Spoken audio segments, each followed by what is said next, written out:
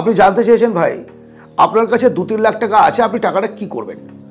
এখন কথা হচ্ছে আপনি কি করেন এবং কত টাকা আপনার মূল ইনকাম সেটা আমি এখনও বুঝে উঠতে পারছি না, ফলে সেইভাবে ডিটেলস আমি বলতে পারছি না। তবে আমার বক্তব্য হচ্ছে যদি আপনার পুঁজিটা 2-3 লাখ টাকা হয়, মানে এই সময়ে আপনার কাছে উদ্বৃত্ত আছে, তাহলে সেটা লং টার্মে কোথাও না রেখে একটা সিকিউরিটি মানি এমার্জেন্সি ফান্ড তৈরি করার জন্য অবশ্যই এফডি করুন কোনো একটা সরকারি ব্যাংকে 2-3 বছরের জন্য।